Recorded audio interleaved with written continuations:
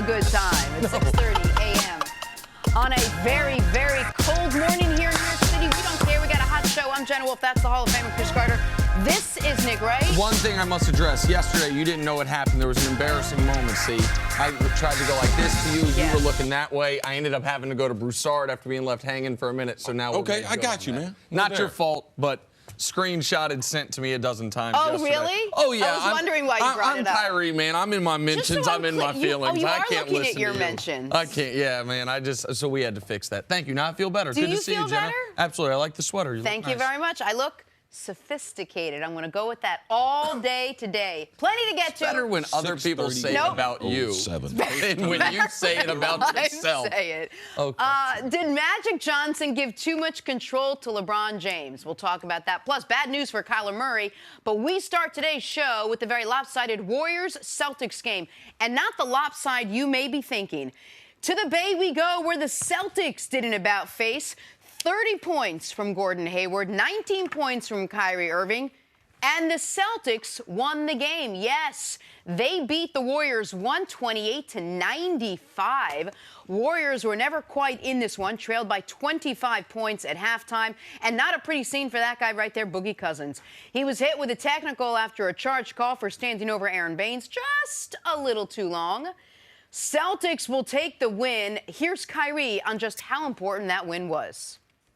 Since All-Star break, even before then, we haven't been playing our best brand of basketball. So we want to come out and just put emphasis on both ends of the floor, but especially defensively. Playing here is always tough, so we wanted to come out and just make a statement. We were going to get to a point where we were just going to get tired of, fighting each other, fighting in, the outside world, and it doesn't really matter. So we just want to come out here and just play basketball. This is our sanctuary, and we have to do everything to protect it. We can't let anybody infiltrate this. If we want to be the team that we want to be come April, you can't continue to just talk about it and expect to be able to flip a switch. At some point, these next 16 games, we gotta show it. All right, CC, I'll start with you. How'd they do it? How'd the Celtics beat the Warriors and beat them pretty badly? Right. I mean, I'm surprised that the Celtics were able to put such importance on the game, given that they've played so bad since the All-Star break. Before coming into last night's game, they had one win and had played poorly, had no type of identity. Offensively, what they were doing, the sound bites coming out of the locker room. I mean, Kyrie Irving, like, how many personalities does the guy have? I know. I mean, because every single day, his opinion changes. And those interviews are a lot easier to do when you win. He was in the best mood I've seen him in a long time. On the court, he was interviewed as a players-only broadcast. So Karan Butler, which is you typically get a little more out of these guys, even when they're not in a great spot, when it's a colleague, when it's a guy they've gone Yes, they have a lot more respect and that they know the telecast is around the players and that they would be a great asset in helping the players in the telecast. And so Kyrie was in a great mood. I think Karan got a lot out of him. It was a nice interview. If people haven't seen anything, go back online and look at it. But Kyrie also said something after the game that we didn't play there that was interesting, which was the plane ride. So the Celtics went from the East Coast all the way out west. They're going to play all four California teams. They had a big game Sunday afternoon against Houston, a game they did not look good in. Absolutely. And so he said that in that long plane ride, he sat and talked to Brad for a while, sat and talked to Danny Ainge for a while, and the team as a whole had time to kind of release some of the tension and to get back on the same page, because just 24 hours ago, Jaylen Brown said something I thought very interesting that went under the radar. He called the Celtics environment toxic, which That's is a strong word. It's an interesting word. We've heard that word used by Kevin Durant talking about what the situation is around LeBron James. We have heard, so he said that we have a toxic situation right now, but when you play your best game of the season, and when the way you win is because the guy who has been the unspoken albatross around for your team this year, Gordon Hayward, has what I believe to be his best game as a Celtic, best all-around game, particularly given the competition. That relieves a lot of that tension, because nobody wants to blame Gordon Hayward because they know how good of a guy he is. They know he's coming off the injury, but Gordon Hayward's been a huge problem. But the Celtics are now, and this is a jump out at you number, 18-2 when Gordon Hayward shoots just 50% from the field. 18-2 when Gordon Hayward's 50% or better from the field. That trend continued last night. But I just want to jump on what you said. One of the other things that Kyrie said, which was interesting, is we weren't having fun on the court. We forgot to do that. We were so busy dealing with the media and the criticism, we forgot to do the one thing that we all love to do, which is just play basketball.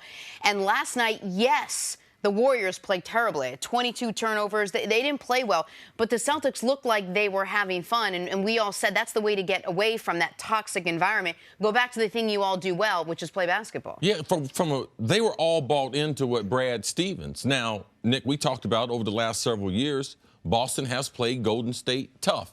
Earlier in the season, they had a very good game in Boston that the Celtics lost there late. But this can be about strategy, because they did put Boogie Cousins in the pick and roll, and they did attack him from a strategy standpoint on the offensive end, which we know the Celtics have struggled with that. We know they're going to always be, with Brad Stevenson, a top 10, typically a top 5 defensive team. But to me, it was about that plane ride. It's about you have galvanizing moment as professionals. And that's the thing that's different about working in an office environment than being on a pro sports team. I tell you, man, you live together, basically. You sleep together, you travel together, you eat together, you shower together, you use the bathroom together. Not always. And a lot of times, if you don't like people, it's hard to do your job. It's different when you have a normal job where you're working 8, 9 hours. You go home or you get away and you don't travel that much together. But when you're on a professional sports team and you don't like the other people on that team, it becomes hard to do your job. It becomes hard to sacrifice. So whatever they said on that plane ride, it made a huge difference, because that's the really only way you can describe who the Celtics were last night compared to the team that we've seen since the All-Star break. And Jenna, it was from the opening tip. It was 11-0 to start that basketball game. Yes. The Warriors never had a lead. We've seen a lot of games where the Warriors maybe start slow. Even if they lose, they make a push, they take a lead, and then they fall back. They never had a lead.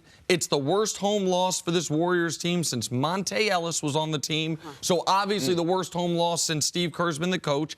They were down by 35 points at one point. They lost the game by 33. And to your point, over the last 3 years now, so the Celtics, the IT Celtics, last year's Celtics, and this year's Celtics, they're 3-3 against Golden State. And you might say, well, that's better than almost any team in the league. In fact, I think any team in the league except for the Rockets, yes, against Golden State. One of the reasons Boston had the buzz that it had going into this year, going into last year when they get Kyrie, is because they have shown an ability to guard Golden State. They have shown an ability, even when they weren't as talented as they are now, that they can match up with Golden State, that they can throw length at Kevin Durant, that they can throw Marcus Smart at Steph Curry. And the Warriors, and I know we'll talk about it from their angle later on, they missed Klay Thompson last night. You don't have Klay, KD has an off night, all of a sudden you don't have a ton of shooting. That showed up last night. Yeah, Klay Thompson sitting out with that sore knee. So here's the question I want to ask. This isn't the way the Celtics have been playing since the All-Star break at all. You're not expected to get 30 points out of Gordon Hayward every night. We haven't seen any part of this.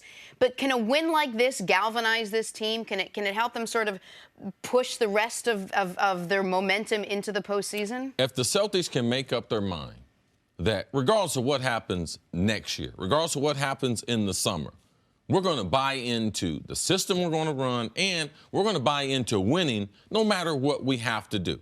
That's the first thing that's got to happen. Whatever they conversate about on the plane, they have to be able to continue that.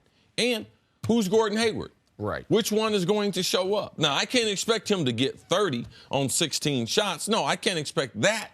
But is he going to be more explosive? Is he going to shoot the ball from deep? Is he going to be a liability athletically on the defensive end? Those are the things that I've seen.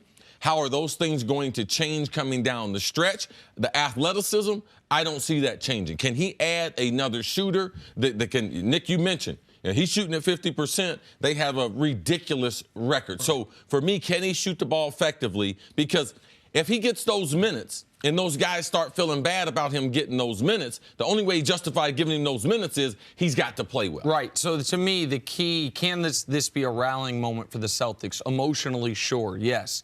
But they are not a good enough team to make the NBA Finals unless they get a version of this Gordon Hayward. Doesn't have to be 37-4 like he was last night, but it's got to be a guy that can regularly give you 20 points.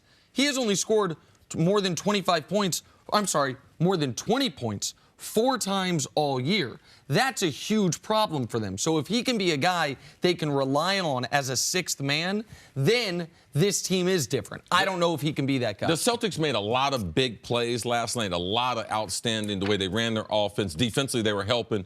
But when Gordon Hayward made plays and made shots, the body language of the team changed. One time, Kyrie made a great pass to him. He knocks down a three-pointer, and Kyrie is kind of skipping down the court because they realized that he was a very good basketball player, and what happened to him was unfortunate. If they get the better version of Gordon Hayward, I think the Celtics can get it turned around. I'm glad you pointed out that play just quickly. On that same play, Al Horford's on the bench, and Al Horford's on the bench celebrating like the 13th man typically does, like the guy who's a bench all-star. They are rooting for Gordon because they know they need him and because he's one of the better people on the team. Go back and listen to or read some of the other post-game comments from some of his teammates who were so excited for him. They're saying he has to keep getting back out there and shooting because if nothing else, it helps his confidence. It may not be another 30-point game, but if they can get something close, they could definitely use it. Take a break. Coming up, talk some Lakers. Did Los Angeles allow LeBron to have a little too much influence on roster moves? That's next on FS1. You can always check us out on the Fox Sports channel on SiriusXM. We'll be right back. Here's something interesting. Studies show that security systems deter burglars. It's a fact, but there's still a burglary every 8 seconds in America. How? Well, think about it. Do burglars give up just because some houses have security systems? Of course not. They just find a house that isn't protected. That's why securing your home is truly a necessity. So let me recommend this brilliant security system built by my friends at Simply Safe. Simply Safe believes fear has no place in a place like home, so they made their system ridiculously smart. Simply Safe sensors will protect every point of access to your home, doors, windows, garage, you name it. Best of all, Simply Safe's 24/7 monitoring is just $14.99 a month. Alarms that cry wolf? No thanks. Simply Safe's precision-engineered motion sensors detect the unique heat signature of humans, not pets, and they'll never lock you in a long-term contract. So go with the only home security I trust, Simply Safe, by going to simplysafe.com/FTF. Go today and get free shipping and a 60-day money-back guarantee. That's simplysafe.com/FTF for the home security I trust. simplysafe.com/FTF. We'll get to the Lakers in a second, but first, couple of fun big plays from last night. Bulls Pacers, Zach LaVine taking it to the rack, throwing it down over Miles Turner. Man, he dunks so easy sometimes. It's with so little effort. Definitely one of the best dunkers that we have in game in the NBA. Thunder, Timberwolves, Karl Anthony Towns. Oh, your cannot guy, be see? stopped. That's my guy, man. I mean, he's probably got a vertical leap like 60 now that Jimmy Butler's off of his neck. I mean, who's improved more in the NBA this year with one transaction than Karl Anthony Towns taking over the Timberwolves? An improvement within the season, an emotional improvement that led to a physical improvement. Al Horford, Celtics Warriors. Horford finds a cutting Jaylen Brown for the rim-rattling one-handed jam. So this is, coming out of Cal, this is what we knew he could do. We knew he could defend. Yes. We knew he could jump out the gym. Him adding that three-point shot last year that's kind of betrayed him a bit this year was what we didn't see coming. He is a spectacular athlete, though. I loved this play. I'm glad this got in there. Yup, Jason Tatum running down Kevin Durant for the block and the steal effort. Great timing. Give me that. Man, as a basketball player, this is one of the more embarrassing things happen. If you miss a wide-open dunk or you get your shot smashed. And the two-handed block that snatched, you know what it reminds me of? MJ with the Wizards. Oh, okay. One of his best highlights with the Wizards. The two-hand right there, take it off the backboard, start the fast break the other way. I thought at 6:47 you was getting ready to force a guy into the show. Oh, no. Not the greatest defensive play in NBA history. I wasn't going to talk about that one. Speaking of that guy. Go ahead. No defense. Speaking of no defense. Let's talk a little Lakers. Among the many reasons this team is struggling this year, the lack of shooters to help out LeBron. Well, in a recent story by Ramona Shelburne, she reports that last offseason, LeBron spoke with Magic Johnson and asked to be surrounded by playmakers, guys known for their toughness. As a result, their shooting has suffered. They're the second worst three-point shooting team in the NBA this season. Nick, did the Lakers give LeBron a little too much control? So this is a really interesting story because Ramona Shelburne is as good as it gets and as plugged in as it gets and has been in L.A. for some time now. So she has relationships with that organization that predate LeBron getting there. So it's a well-sourced report. But it also, and Chris Broussard said something similarly, that went against what I had been hearing, which was that unequivocally LeBron did not give a list of names to Magic Johnson and Rob Pelinka. So I was trying to square this circle and figure out, all right, so what's right, what's wrong here? So I had got a very interesting text exchange yesterday with a Western Conference executive who I've never talked to before. It's our first time ever talking elongated like this. And it was actually about Luke Walton. But then I started probing on this. And what he described as his understanding makes both of these reports make sense. Magic did ask LeBron the types of players he wanted. LeBron did prioritize playmakers over shooters. LeBron didn't give him a list of names. And then Magic and Rob Pelinka presented LeBron with, here are the guys we think we can get on one-year deals that fit with the cap. Do you sign off on them? So it was more cumulative than I had been led to believe, but it wasn't LeBron presenting the names. So here's the issue with all of it. One, if you are going to go with playmakers, you need good basketball players. You need guys that aren't just a playmaker in name only. You need guys that are more productive than Lance, than JaVale McGee's not a playmaker, than Michael Beasley, those guys. Rondo's been hit or miss.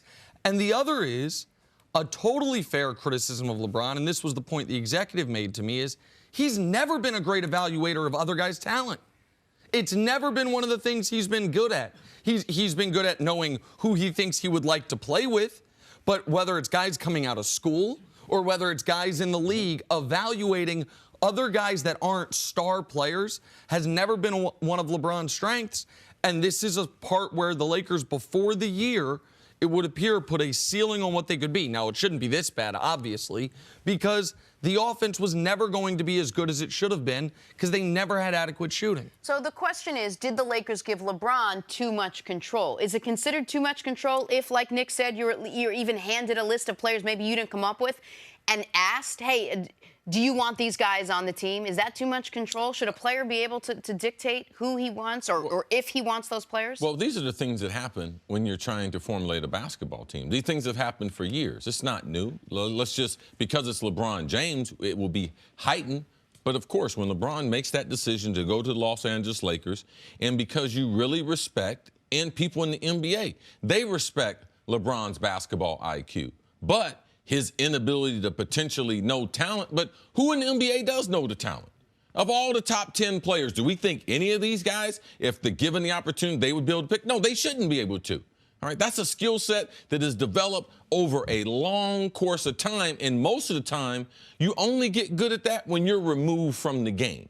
And your skill level is not part of the evaluation. So LeBron, I wouldn't be surprised that him or any other players, they wouldn't be really good as far as evaluating the players around them. I thought that LeBron really missed it, the style that's been successful for him, and that's him with a bunch of shooters around him. And that's why I believe that if LeBron can get some simulation of what he had in Miami, where Pat Riley, he wasn't coming to LeBron asking him, till they had earned some type of respect through playing together and seeing what the team needed. And it most of the time was shooters around LeBron. So for me, when you don't have that strong guy picking the players, and I really don't have any faith in the Lakers front office being real good as far as talent evaluators and talent developers. That's the other part of it, is I think it's clear that the best method for a LeBron James-led team to be successful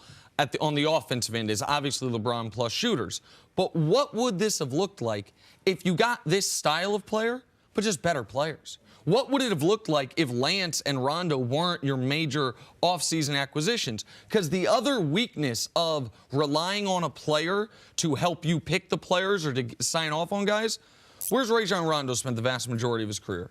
the Eastern Conference, right? Where at least the best part of his career. Yeah, those are the guys you're more familiar with. Lance Stevenson, the Eastern Conference. Beasley played with LeBron in Miami, and he's bounced around and played in China. JaVale is one of their offseason acquisitions, but JaVale was a minimum contract guy. Like, there's only so many centers you can go get. Like, you're going to be guys you've played against, guys you've known. They played against Rondo in the playoffs, played against Lance in the playoffs, played with Michael Beasley before. But you also have to realize, too, this was not a great list.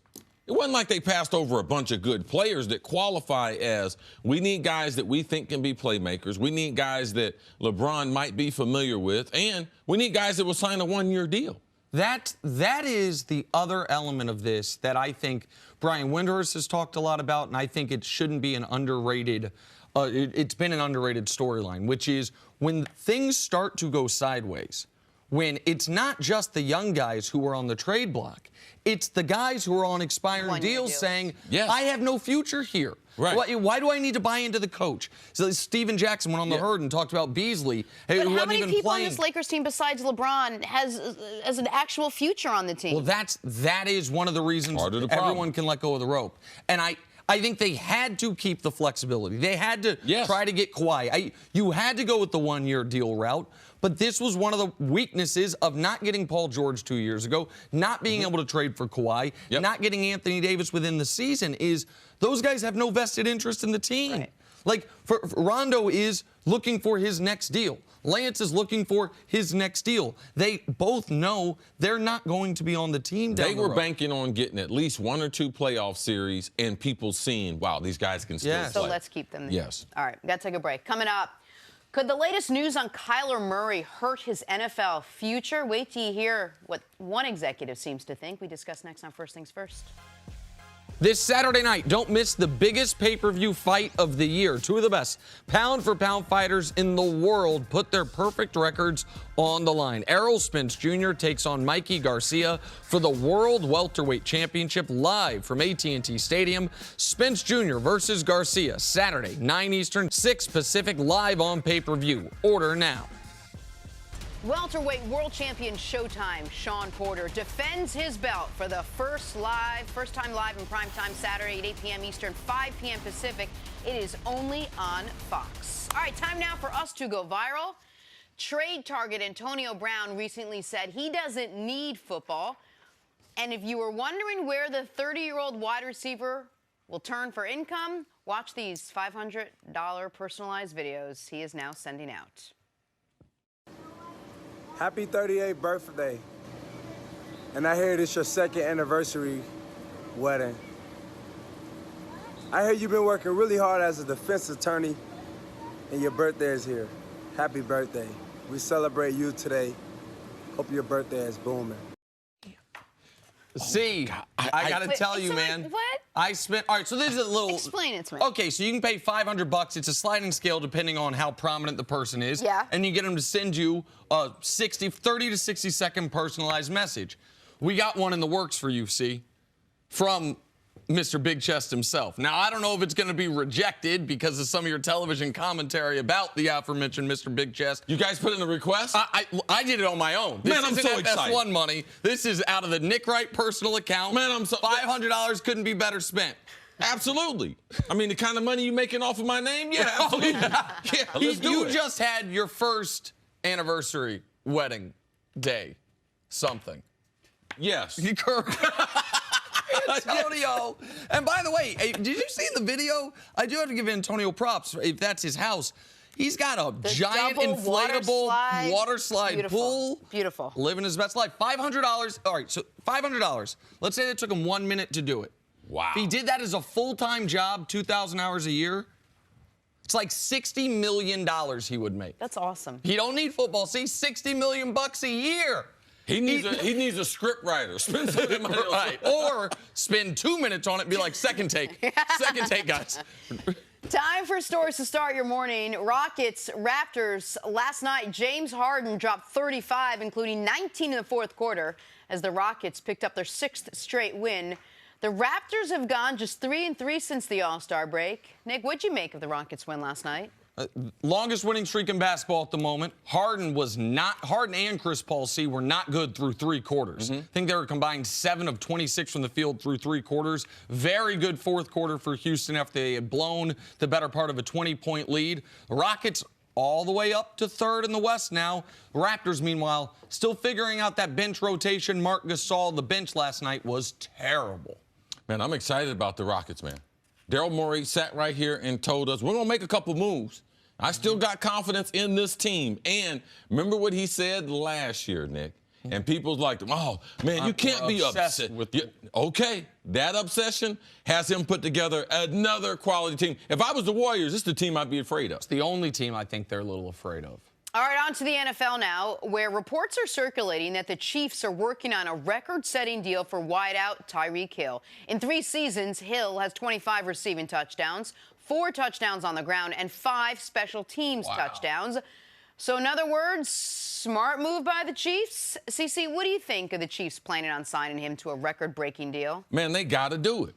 That kid, forget the Chiefs, man. That kid convinced me because I was not a believer that he could be one of the elite receivers in the league. Not because I doubt his skills, because we had never seen someone with, I'm talking about world-class speed, who is a punt returner, kick returner, become a dominant #1 wide receiver. So I got to give him credit. He has mastered the route tree, plays inside, play outside. You can't bump him off the line of scrimmage, even in double coverage. But the one thing, his ability to catch the ball in traffic as a small guy, That's not a skill. I've seen. That's not a skill set that typically smaller receivers have. Look, he is not the best receiver in football. I don't think he's better than Julio. I don't think he's better than Odell.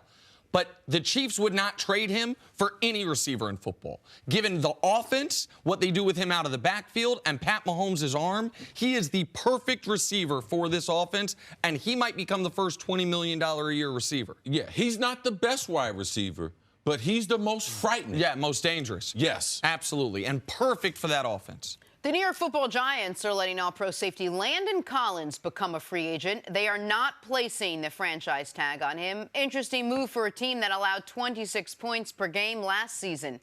See, what did you make of the Giants' decision to let Landon Collins walk? This is a tough decision. This is a tough decision because you drafted this kid. He's had some success. But I can understand why guys like Dave Gettleman, everything, when you have a quarterback, you're going to pay $23 million. And you know he's potentially in the last year, and you know you might spend a high draft pick on another quarterback, and you got a top 5 running back you're paying on his rookie wage scale, but that's still a lot of money. You got Odell Beckham. He's making $18 million a year. You got to cut some corners, and typically it happens on the defensive side. Because Eli Manning, they're going to lose out on a couple players. Now, do I believe that Landon Collins, should they have placed a franchise tag on him? I don't think so. Because at that number, $11 million, it's going to get them into some long-term money problems. I don't believe because he's a limited football player. He's very good close to the line of scrimmage. He's a deficiency in pass coverage. I like Landon Collins. But when you talk about paying a secondary player, because I'm looking at the rest of that roster and the amount of money, the pie is only so big. And when you take an inordinate amount of that pie and give it to the offensive players, which they have with the New York Football Giants, the bad contract they gave Nate Solder last year in free agency, there's only so much left. And they need a pass rusher. They need a defensive tackle. Like, these things are real. And the market for free agent safeties is wide open. There's a bundle of them that you can get if you do lose Landon Collins. So I want to talk about the money part of this in just a second, but you mentioned the football part, and I want you to expand on it, because people look at Landon Collins as the back of his football card, see 3 Pro Bowls, 1 first-team All-Pro, what got Defensive Player of the Year votes in 2016, and I think people look at him as an elite safety in this league. But coming off a pretty bad year for him, his worst career. The whole team coming off a bad season, sure. But what you're telling me and what you were saying before the show is his numbers in pass coverage are glaring compared to his numbers against the run, and that you think some of those Pro Bowls are maybe on name and rep rather than on production, and that he hasn't been one of the 3 best safeties in football over this. With the Giants putting close to the line of scrimmage, he looks like a Pro Bowl player. But in pass coverage, man-to-man or even in zone coverage in particular, he hadn't been very, very good. Anytime that he is in the area of a wide receiver being man or zone, they're completing 70% of the passes. Now, I know people think they know a lot of football, but when you break it down, real football, it's hard to pay a in-the-box safety in this new NFL where you got 3 receivers, 4 receivers, you got backs coming out of the backfield, you got tight ends they're trying to throw to. It's hard to have a guy that only excels in the box because there are not that many teams trying to run the football and jam it down the defense's throat. So I think all those are fair points. Here's why I don't like the process for the New York Giants on this. At the trade deadline, going into last season, they thought they were going to be good. So you're not going to trade away guys on last year of their deal. They're trying to compete right now. Trade deadline last year, they're 1-7. They trade away Damon Harrison. They trade away Eli Apple. It was as robust of a trade market during the season as I've ever seen in the NFL.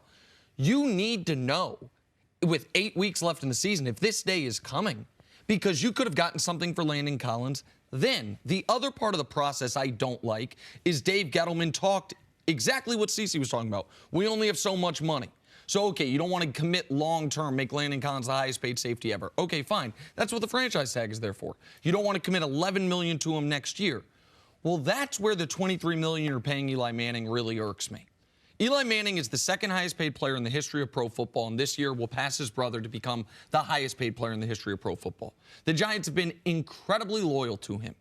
The moment the Jags signed Nick Foles, there is no market for Eli Manning. Like maybe Tom Coughlin would give him a lifeline, but if they sign Foles, it's over. Why has Dave Gettleman not gone to Eli Manning and said, you're slated to make $23 million. We need you to take a $10 million pay cut. If not, listen, we don't want to cut you. We don't want to trade you. We want you to be a lifetime Giant. If you refuse, then you're choosing not to be a lifetime Giant. His play doesn't warrant $23 million a year. Then you've got the franchise tag money for Landon Collins, or if you want to use it elsewhere. It's one thing to be loyal to Eli Manning. Right. It's another thing to not ask him to bend at all. As far as what is his That's recourse? the way Denver got their last Super Bowl. They went to Peyton Manning. So it's no disrespect. That's a great point. Peyton Manning took a pay cut in that last year with Denver. Took less because they were going to rely on that defense. They needed to keep some of those defensive players, resulting in them winning that Super Bowl. That's the part of this that bothers me the most. No matter what you think of Landon Collins as a player, is like, where's the process? Where's the foresight about moving him at the deadline? When your team is 1-7. And right now, where is the discussion with Eli Manning about the money? All right, we got to move on to Kyler Murray now. Murray has been picking up momentum as the #1 overall pick in April's draft. That momentum might have come to a screeching halt yesterday when we learned more about his combine appearance. Not his measurables, his height and hand measurements, those eased a number of teams. It was his interviews that reportedly did not. Here's what NFL Network's Charlie Casserly had to say about Kyler's interviews. Well, you better hope Kingsbury takes him #1 because this was not good. This was the worst comments I ever got on a high-rated quarterback. Really? And I've been doing this a long time. I'm probably doing it longer than you're alive anyway. You have. Yes, that's why I said, leadership. Really? Yes, leadership, not good. Okay, study habits, not good. The board work, below not good. Not good at all in any of those areas, see? And raising major concerns about what this guy's going to do. Now, people will say, well, we're going to compare him to Mahomes. We're going to run an offense like Mahomes. We're going to run an offense like Baker Mayfield. But those guys are much different. I mean, those guys, you never question about their ability on the board. You never question their leadership ability, their work habits. They were outstanding in those areas. This guy's not outstanding in those areas. It showed up in the interview. Wow, see, what do you make of those comments about Kyler Murray? Well, I think that sometimes the scrutiny that certain quarterbacks are under is totally different. I know the quarterbacks they had last year, because if this continues, this would be tougher scrutiny than we saw the 5 quarterbacks last year. Josh Allen, tremendous question marks about him, his ability on the football field. Like, he was not a good college football player. There were questions about Lamar as far as his board work, his throwing motion, even people questioning him, should he play another position? But they didn't get the type of scrutiny as this. Do I believe Charlie Casserly is wrong? I just believe that sometimes, and Kyler, we have to realize, in the last 45 days, he decided to play pro football. So did someone prepare him for the interviews the way he should have been prepared? Obviously not. Now, do I think he has the type of personality that might be a little bit different? Yes, but I've met other NFL players that were like him. not particularly the quarterback, because sometimes what they want the quarterback to do and how the personality they want in the quarterback, sometimes it's just not fair. The kid has won at every level. I don't know how you can take over for Baker Mayfield and not know the X's and O's. They ran the same offense. They ran the same volume of offense, because I remember people talking about Joel Klatt talking to the head coach during the season when, Nick, you pointed out, he's playing better than Baker Mayfield. Playing better. And Baker Mayfield he broke records in college. Right, in consecutive years. Efficiency record, broke his own efficiency record, and then Kyler had a better season than Baker did. I've never heard the X's and O's stuff. I've never heard the critique of the board work, but that's maybe just because he hasn't been exposed to that type of scrutiny like you're talking about. But this comment that he didn't interview well does not surprise me. You talked to him at the Super Bowl. Yes. You said on TV, like, you thought he might not be a guy that walks into a room and grabs you the way Baker did. Right. I watched him. That was the first thing that I did notice. Right. And I didn't necessarily say that was a negative, because I've seen guys in the locker room, and typically I have seen Randall Cunningham. He was a different type of leader. Jeff George, he got criticized a lot. But if they would have taken Jeff George and told Jeff George, I just want you to play on the football team. I don't want you to lead. I don't want you to have the pressure of the responsibility to lead, because Jeff was a funny, soft-spoken guy. He wasn't a take charge, but he's the most talented, besides Warren Moon, the quarterback that I had ever seen throw the football. So you can be different and be a quarterback, but in the NFL, sometimes they won't allow it. And this is what concerned me going into the combine. I also watched his media interviews. And some guys aren't good in the media. They're good behind closed doors. Sometimes it's telling that they're just not great speaking. They're not comfortable. They're not comfortable. And I had a really distinct feeling this type of report was going to come out. That's why I thought he should have thrown. That's why I thought he should have run. Because if the only thing that's going to come out of the combine is the negative stuff, if he would have thrown, it would have been, you know what, while Charlie Casserly's talking about that, you know what tape they're showing? Him at the combine. Him at the combine killing Great it. point, Nick. Is Great him point. doing these drills so you have something to weigh it against. Doesn't change whether he throws or not, doesn't change how good of a football player he's going to be. But narratives matter.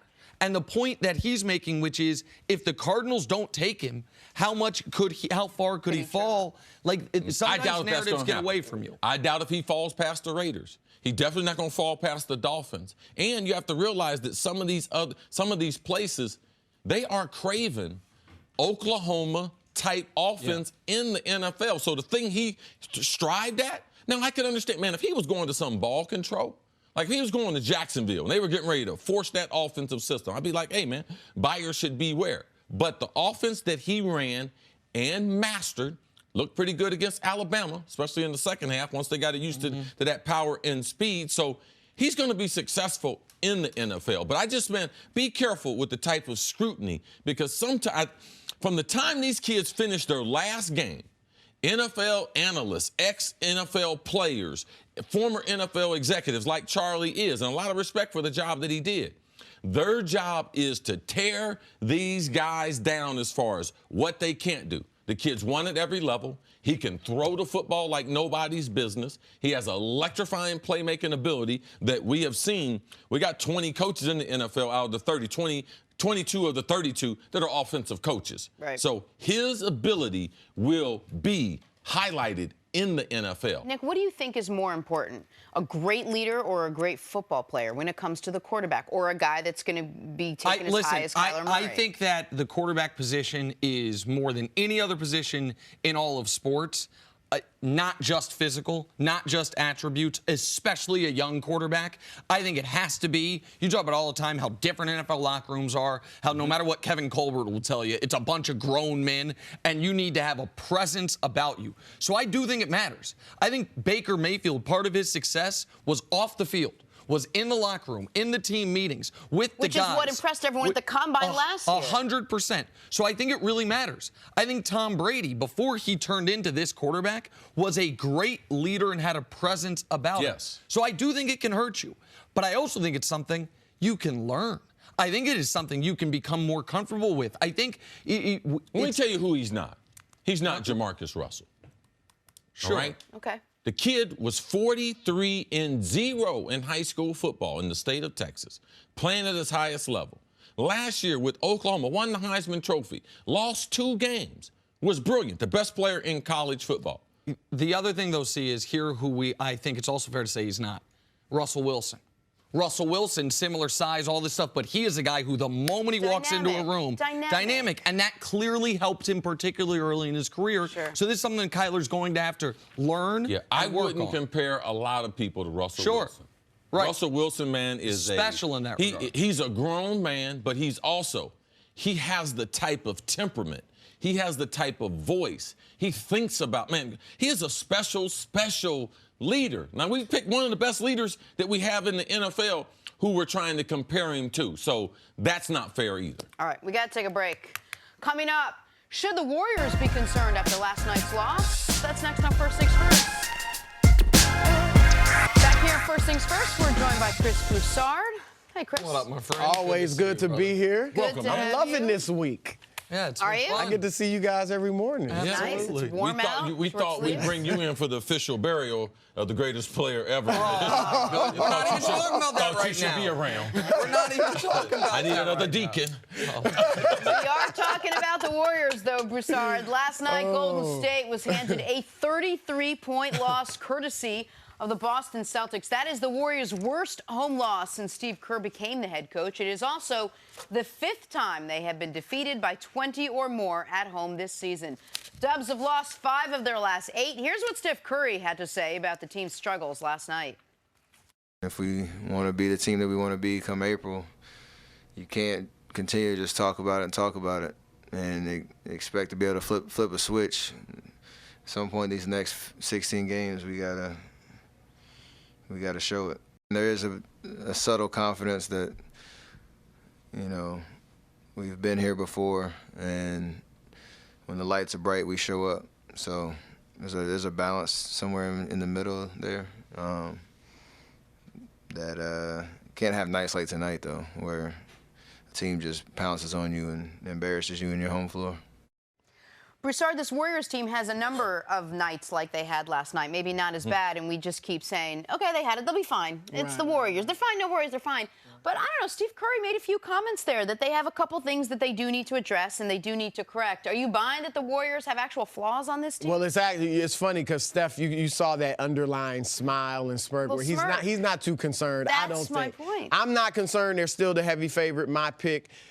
There's a reason only 3 teams have three-peated in the last 52 years. Jordan's Bulls twice and Shaq Kobe Lakers.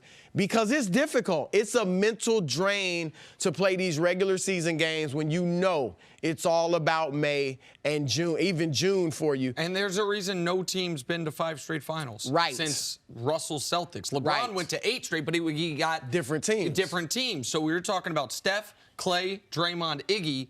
I know Durant's new, but those 4 guys trying to do this for a 5th straight 100-game season. It's a challenge. If you look at Jordan's Bulls, the 2 that three-peated, the 3rd season, their regular season record was always the worst. So it happens. That said, there are some concerns I have about this team. I think this is the most vulnerable they've been since Kevin Durant got there. And here's a few things. Boogie. Now, when you look at DeMarcus Cousins, the eye test, he's running the floor, he's sharing the ball, he's moving okay for him. It looks fine with the eye test. And when you look at the conventional numbers, 15 points, 8 rebounds, a team high in 25 minutes, you think, okay, Boogie's fitting in. You look deeper into the numbers. Defensively, when Boogie is on the floor, they are one of the worst teams in the league. Their defensive rating is like 107.7. That's mediocre. When 108.6. Yeah, which is even worse. Right. When he's not on the floor, their defensive rating is better. Offensively, when he's not on the floor, they play at a historic level offensively. And when he's there, they're more like a mediocre team. Their net rating is 9 points better when he's off the floor. And it goes deeper than that. So when they're all NBA lineups out there, all 5 guys that start, they are the Clay, KD, Steph, Boogie, and Draymond.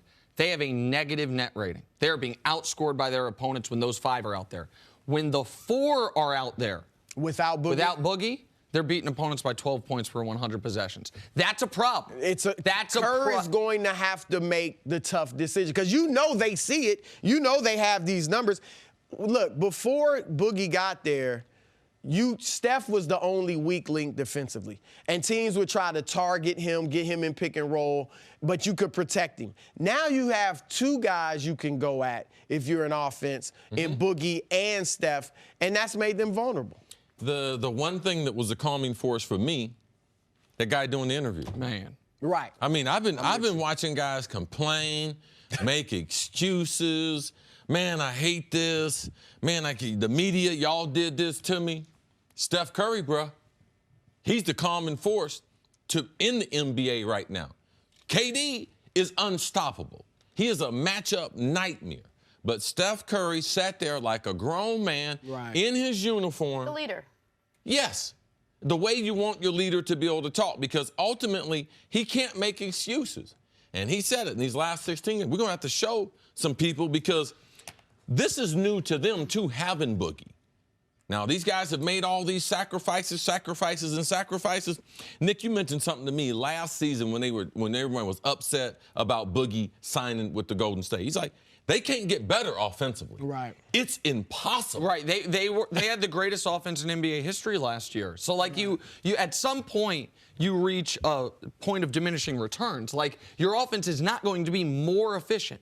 So this was the reason that the Boogie acquisition in my eyes was a good one for them and a no-brainer was it removed the injury component to a degree. Last year when they went through this late season swoon, it was because Steph was out. There was time when KD missed a little bit of time, Clay missed some.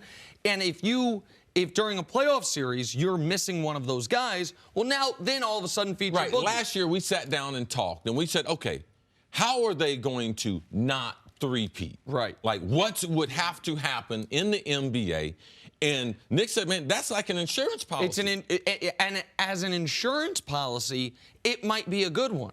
But as an insurance policy that you're having to actively use when you don't actually need it yet, you're seeing the negative aspects of it.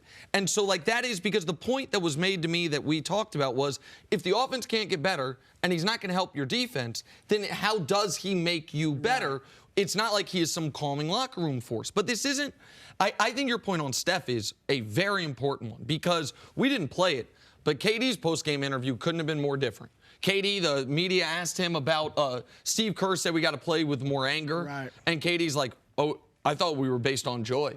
Because Kerr's been saying that all season. And so, joy, right? And KD is irritable. You know what I mean? And KD didn't play well. They were without Clay. Right. KD didn't have a good game. Right. But the other concern for me is Boogie notwithstanding. Last year, people are going to say, okay, last year they ripped off 10 of 11, and then they went on a 3-7 stretch. But Steph wasn't there. Right. We haven't seen this team not play well with Steph on the court. They won 16 of 17. Since then, they're 3-5. And Steph's been playing. Like, the invincible part of this team for 4+ years has been, do we have Steph, do we not have Steph? They won games without Durant. I understand Clay wasn't out there last night and hurt their shooting, and it really hurt their defense. But it's odd to see them struggle when Steph's been healthy. If there's one thing that if I was to say I would be concerned about, that's their home record. I mean, their home record is not like any other team that we've seen. Right now, I think there's 9 other teams in the league that have at least the same home record as them or a better home record than them. And they have been dominant. Oracle has been a special place. And this being the last year that they're going to play there, that would be something that I would be more concerned about, the number of losses they have at home. The other thing with you mentioned Steph. Steph is like their Tim Duncan. I've been saying this for years. Since this run began with them. Different personalities, but Duncan set the tone in the whole organization. So when you came into the Spurs, everybody bought in because Duncan set that tone. It's the same thing with Steph. He brings that, like Kerr talks about, that joy. Steph, even though Draymond's been the inspirational leader, I guess, and all that, Steph has set the tone for that whole franchise. And Draymond is interesting, too.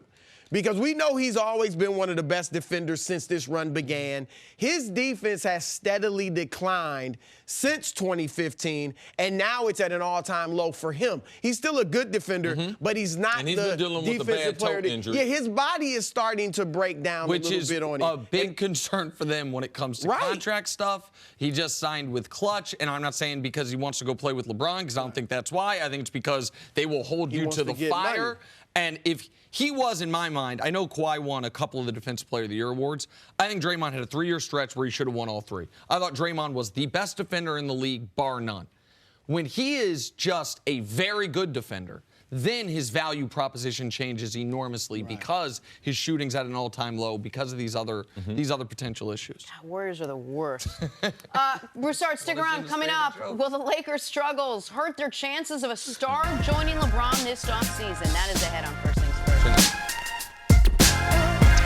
Back here with Chris Broussard, talking Lakers. So a column in USA Today suggested Anthony Davis be wary about joining LeBron with the way the Lakers have been playing. If the Lakers miss the playoffs, which they most likely will, it'll be their 6th straight year out of the postseason, and their first with the best player in the league, arguably. Chris, should AD and other stars be worried about coming to LA now?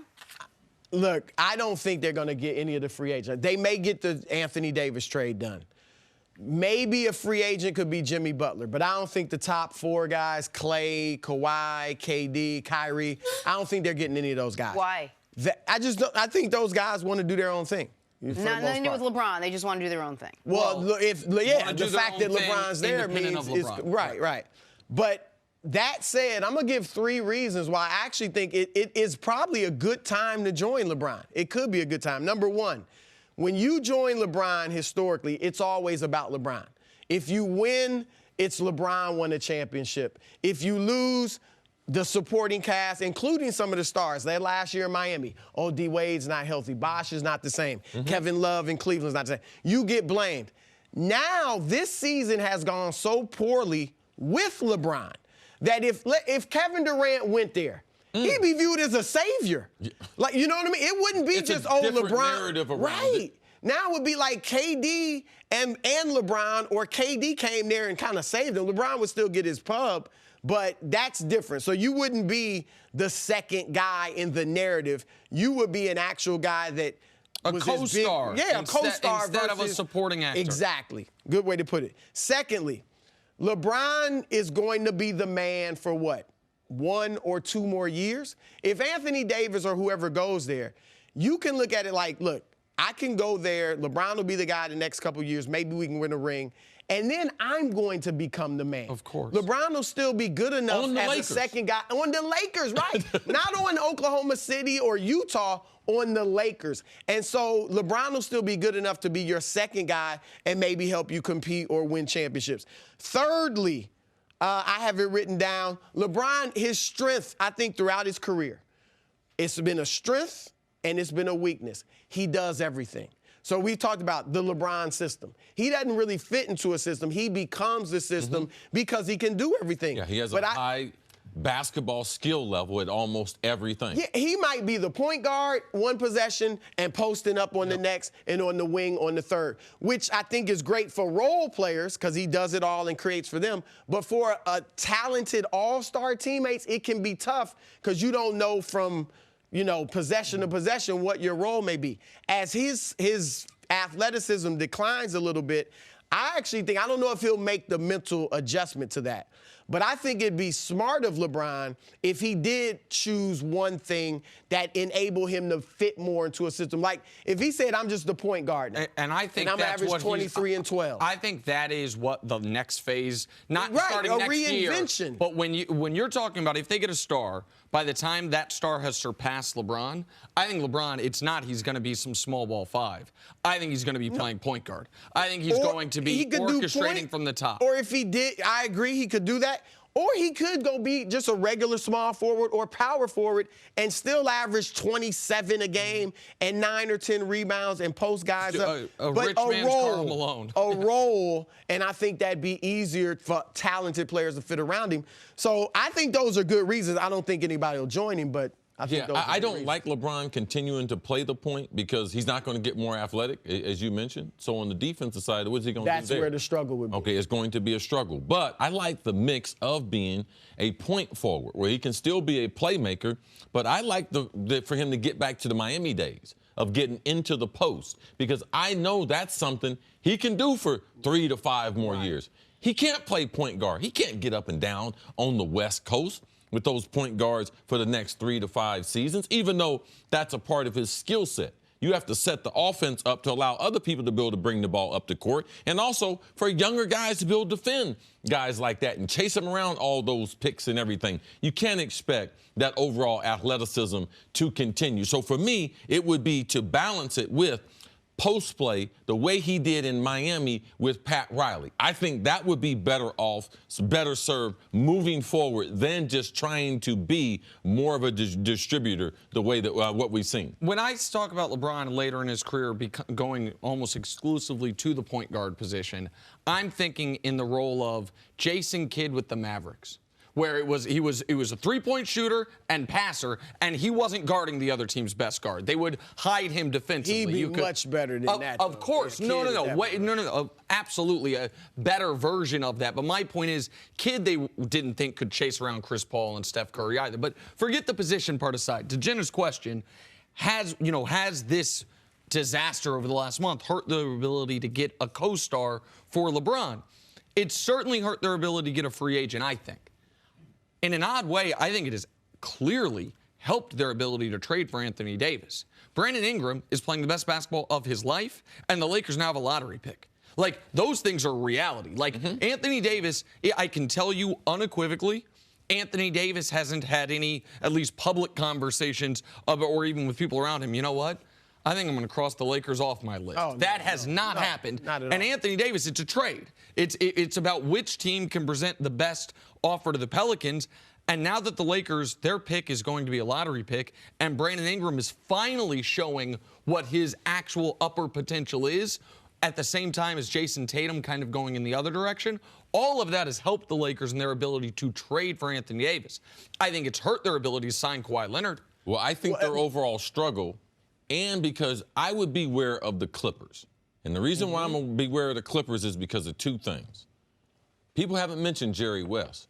But Jerry West, man, despises the Lakers and despises the people in the front office at the Lakers. I'm not going to mention the names, but Jerry does not like them. And his ability to be able to run the Clippers and Doc Rivers to be able to attract free agents, that's what I would be more worried about, because they don't pull off the trade for Anthony Davis. The Clippers are dangerous. And I wouldn't be surprised if even Kevin Durant, if he looked at going to the Clippers. The dream scenario for the Clippers is Kawhi and KD. And I was told yesterday by a good source, we all know Kyrie and KD are considering the Knicks, right? But I was told that they have some apprehensions about New York. Why? Because of the media. Yeah, which makes all the sense in the world from what we've seen. Them two together? That could benefit the Clippers because L.A. is obviously a great city. No, all you have to do is ask the media very nicely. Please take it easy on these two. We're awesome. We will totally The L.A. media is not the New York media. Yeah, they don't ask those questions that you do when you're a reporter for that show you're on and everything. Hold on, no, don't. Oh, he's talking about your Homeland. Homeland. Homeland. He wasn't talking about your professional career. He was talking about your acting career. I translate for Chris Carter. Listen, I'll say this. I got you. I know. Jenna was angry. I knew exactly. See the look I gave Jenna's an actress as well as wonderful television personality. Just real quick, if all that's true, if Kevin Durant is going to go to L.A. I'm not saying they're not going to New York. I'm just saying there's going to be a lot of empty office space in New York City that's been rented in the last 6 months for a business opportunity out here that is going to be vacant if Kevin Durant. Man, if you don't think Kyrie Irving and KD can change their mind, you haven't been watching basketball. That's okay. True. That is true. Within the day. Thank you for listening to the First Things First podcast. Remember, leave us a review and tell us what you think. Subscribe to the podcast on Apple Podcasts and catch us on FS1 Monday through Friday, 6:30 a.m. Eastern. For Chris Carter and Nick Wright, I'm Jenna Wolfe. So long, everybody.